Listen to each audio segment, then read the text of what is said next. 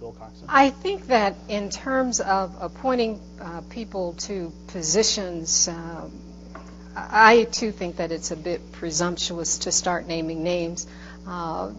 You first want to invite the person to take the position and have that person accept the position. But having said that, I recognize the fact that the city of Detroit does not operate in a vacuum. The city has an over 300 years of history behind it.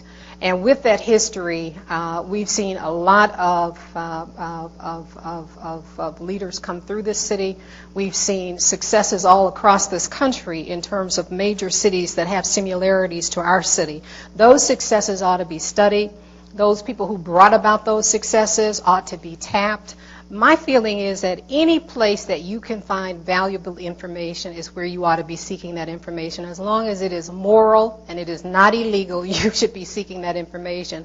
And the city of Detroit, I think, is primed right now to bring in top talent. But I do think that top talent ought to be judged based on what that top talent has been able to produce, or whether or not that top talent has the requisite credentials that would give he or she the ability to step into a particular position and grow that position. In a lot of instances, those are the kinds of creations that we ultimately find ourselves with. But our ultimate goal should be to make certain that the best and the brightest across this nation are working for the city of Detroit, and it can be done.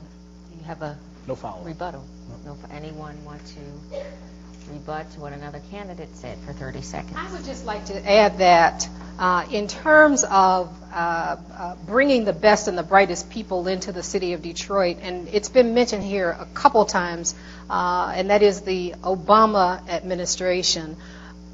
The city of Detroit should be taking a leadership role. We should be in Washington, D.C., helping to set the urban agenda. There are cities like Detroit all across this nation with varying similarities.